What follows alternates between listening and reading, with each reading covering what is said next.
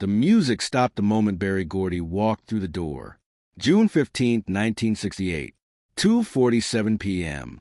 Regal Theater, Chicago, Illinois.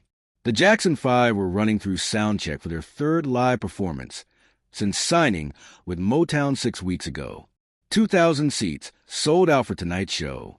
10-year-old Michael Jackson was mid-song when Berry Gordy appeared at the back of the theater. Behind him, Suzanne Edwards from A&R, two Motown lawyers, and a man carrying a briefcase. Joe Jackson's face went white. Berry Gordy didn't show up to sound checks. Not unless something was wrong. "We need to talk about the group's direction," Berry said, walking down the aisle. "Now!" Joe stood immediately. "Boys, take 5.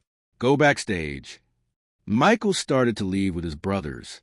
"Actually," Berry said, "I need Michael to stay. This concerns him directly."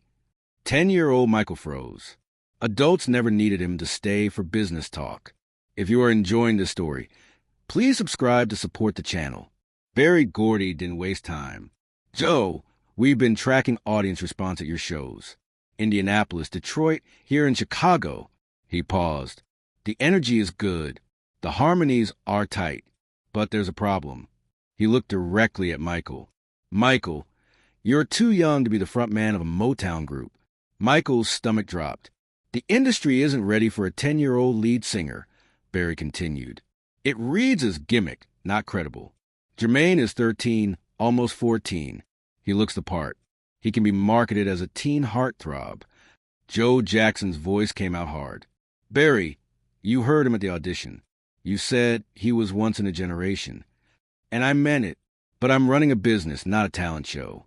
Berry opened the briefcase, pulled out papers.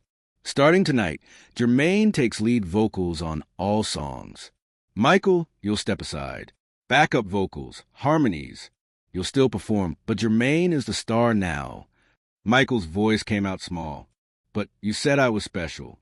You said—" "You are special," Berry interrupted. "But special doesn't mean ready. You're 10 years old, son. Let your brother have this." Suzanne handed Joe a paper. New set list. Jermaine's name circled as lead on every song. The contracts are being amended. Jermaine will be featured in all promotional materials. Michael stood there, being erased. He looked at his father, desperate. "Dad, say something. Fight for me." Joe looked at the contracts, at Berry Gordy's face, at the business reality. "Finally, we'll do whatever's best for the group, Mr. Gordy." Michael's world cracked. Not what's best for Michael. Not let's discuss this. Just whatever's best for the group. Backstage, the brothers processed what had happened. Jermaine fidgeted with his shirt collar. "Michael, I didn't ask for this. You know that, right?" "I know," Michael said quietly. "But Berry's right. I'm older. It makes sense." Jermaine was trying to convince himself. "You'll still sing. Just back up." Jackie, the oldest, tried wisdom. "Michael, this is just temporary. Once you're older, you'll get lead again." Michael didn't respond. 10-year-olds don't think in temporary. They think in right now I'm not good enough. Tito said nothing, avoiding eye contact. Marlon, closest to Michael's age, whispered, "This isn't fair."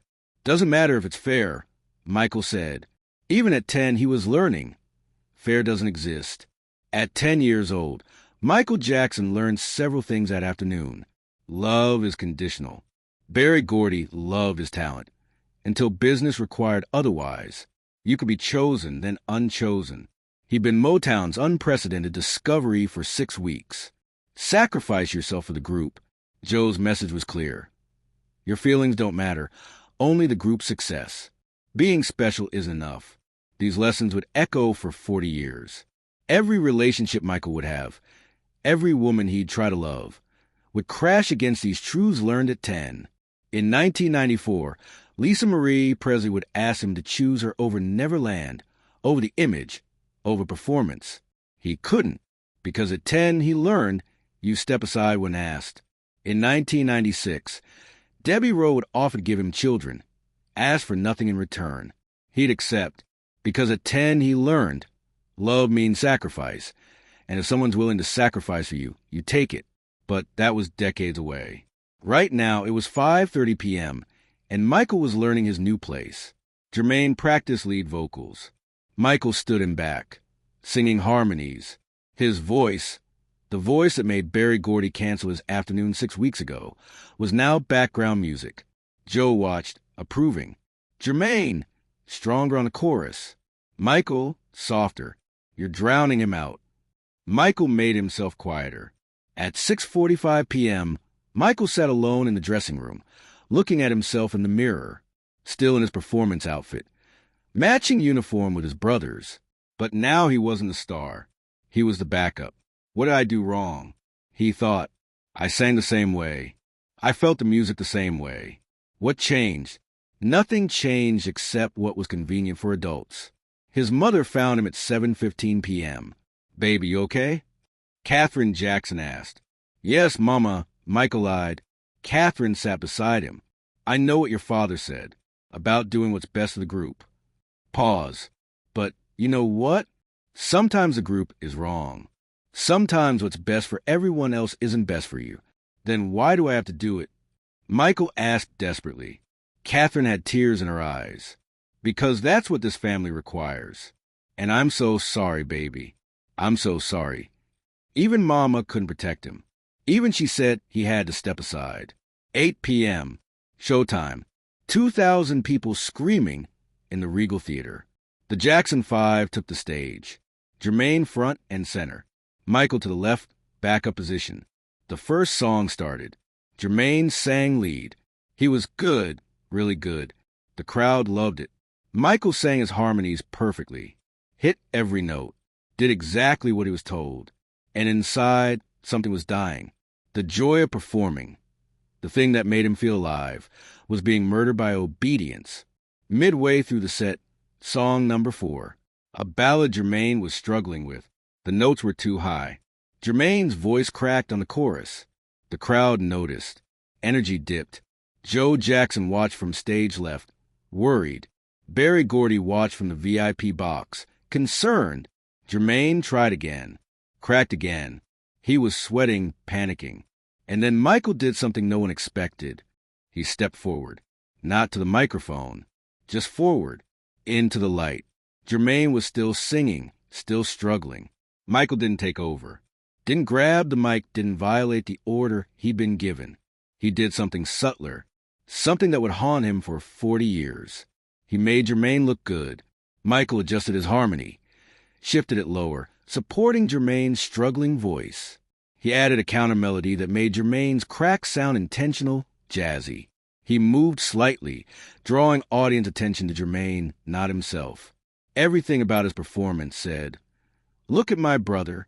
He's the star." Jermaine's next chorus sounded better, because Michael was literally holding him up vocally. The crowd's energy returned. Berry Gordy leaned forward in the VIP box. Smart kid. Joe Jackson exhaled, relieved.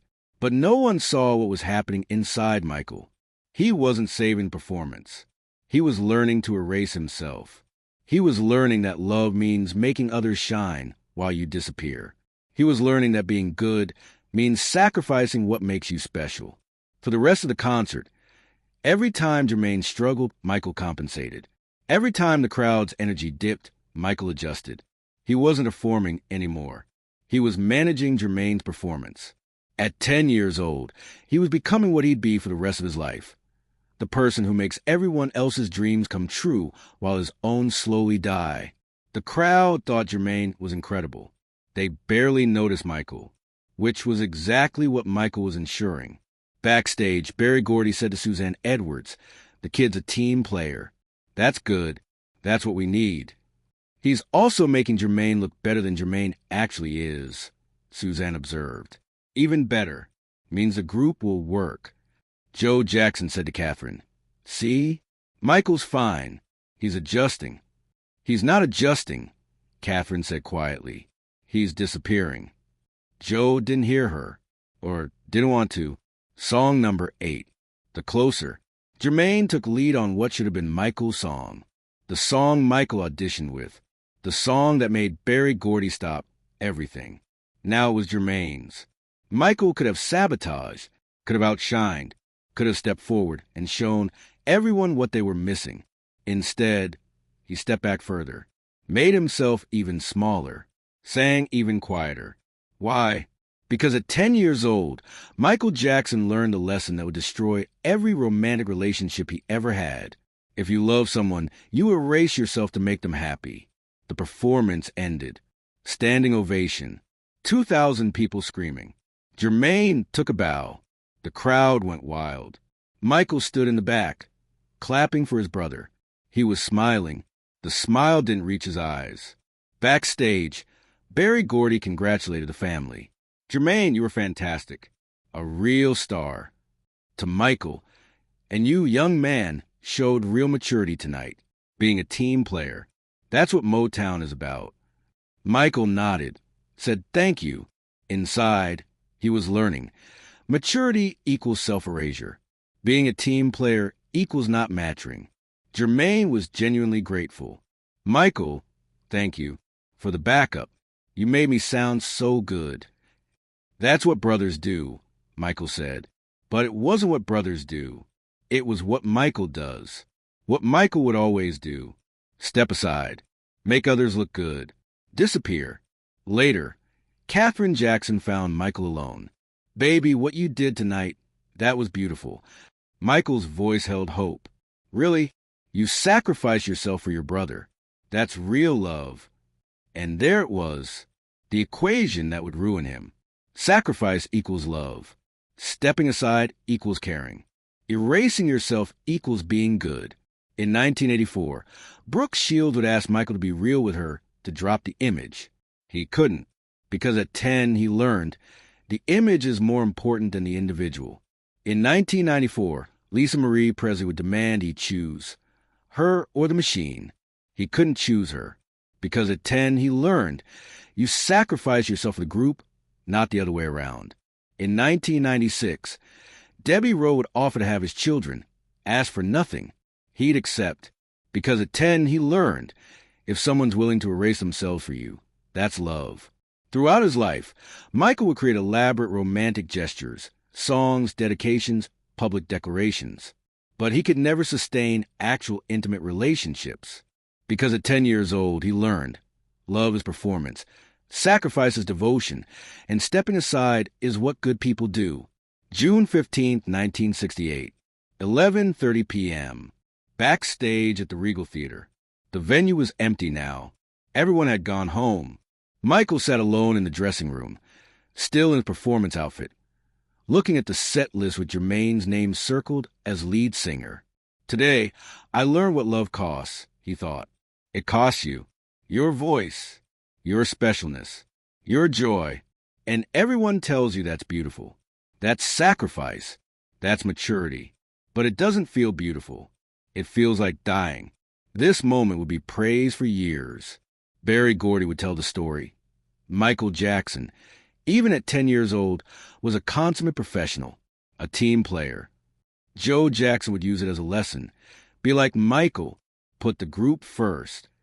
But no one would ask, what did it cost Michael to learn that lesson at 10 years old? It cost him the ability to ever believe someone could love him for who he was, not what he could do for them. In 2003, at age 45, Michael Jackson sat in therapy. When did you first learn to put others' needs before your own? The therapist asked. After a long silence, I was 10 years old. Berry Gordy told me to step aside, make my brother the star. And you did. I did more than that. I made sure he succeeded. I erased myself to make him shine. Why? Tears in his eyes. Because that's what I thought love meant. Sacrifice. Stepping aside. Making others happy even if it destroys you. And in your romantic relationships? Michael realized for the first time, I've been stepping aside my whole life, waiting for someone to tell me it's okay to step forward, to be the lead again. Pause. But no one ever does, because I trained them. I showed them that loving me means I disappear. June 15, 1968. The Regal Theater, Chicago. 10-year-old Michael took off his performance jacket, hung it up, walked out into the Chicago night. Behind him, 2,000 people's applause still echoing. Ahead of him, 40 years of stepping aside in every relationship, wondering why love never felt like the songs he sang. At 10 years old, Michael Jackson was told to step aside. Then he did something no one expected. He stepped aside so perfectly. He forgot how to step forward. And everyone called it love. But it wasn't love. It was the beginning of a lifetime of loneliness.